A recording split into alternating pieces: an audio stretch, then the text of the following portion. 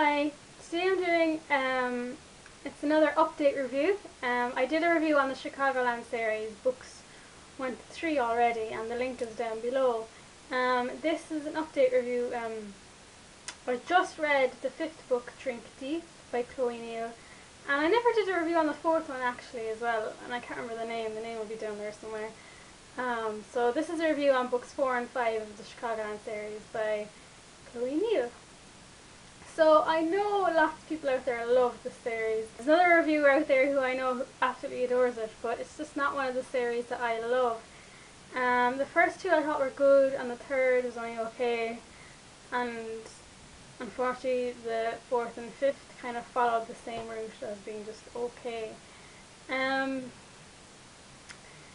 This is how I kind of describe it. So I want my books to be exciting and interesting and intriguing. So based on intrigue and excitement and kind of just interest overall, I want my books at a 10. And the Chicagoland are about 5, 6.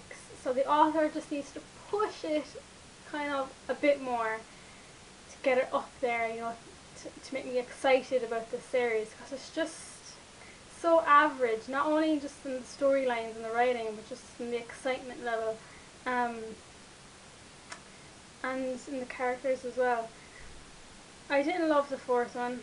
Something happens in it, and at the end I'm just making me go, oh my god, why did the author do that? And then finally, when I was getting used to the idea in the 5th book, the author just changed it back, so that kind of irritated me. I think the reason I liked the first 2 books, and they didn't have to be, you know, so exciting, was because you're just getting into the story and the characters, so you have a lot else to concentrate on. But with the 4th and the 5th book, you know, I know who the characters are by now, and I want something else to happen. And just the storylines they're not the best, like, they're not intriguing enough for me. Merit, she's kind of up and down in her likability. The author kind of spends too much time writing about the mundane things, like how they're getting on running the house, and her job, and just conversations with Mallory about just things that don't really matter. So I think the author needs to definitely crank up a bit on the action and excitement level. Even the romance in these books, it's not really romantic, and it doesn't make me root for the couple a lot. I mean, it's not the worst series out there in these books 4 and 5. I mean, generally the story is okay, and I did finish them, I read them all, and, you know, I suppose it was satisfying on kind of an okay level. But I mean, I have high expectations, so I just wanted it to be a bit better. And I know it could get a lot better. I mean, everything is there for a brilliant novel.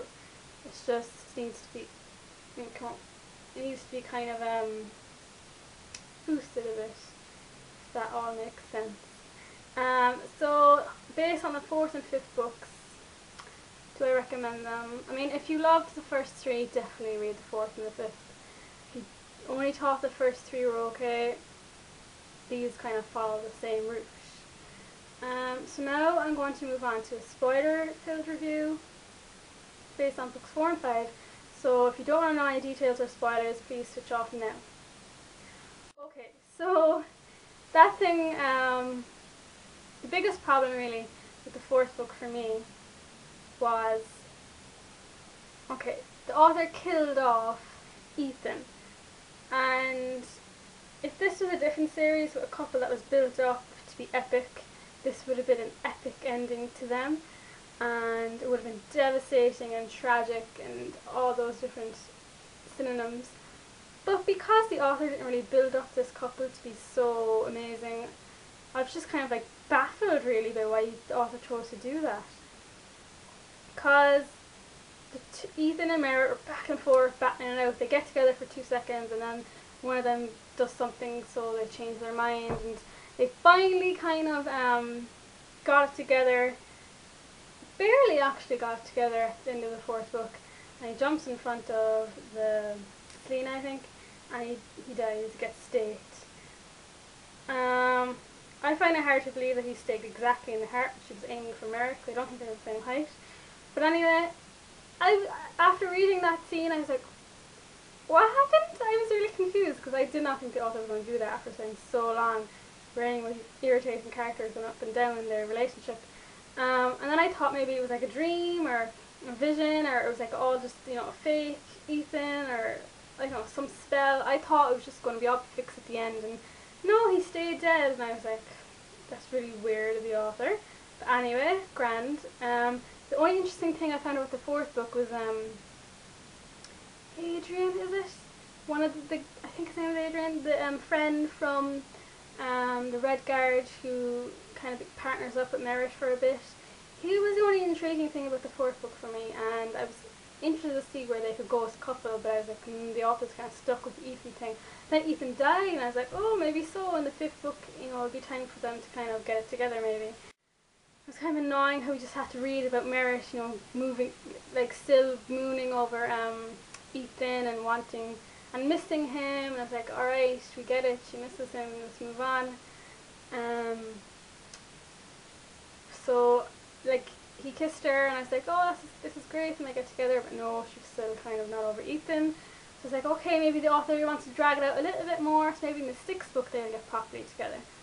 And then all my confusion from the third or the fourth book, which turned to kind of satisfaction by the fifth, was cancelled out, because the reason the author killed Ethan in the end of the fourth book was so she could bring him back in the fifth book, which was ridiculous. Just when I was getting used to the idea, and I actually agreed that it was grand Ethan was gone, so I wasn't crazy about him anyway, the author just brings him back in the most ridiculous way.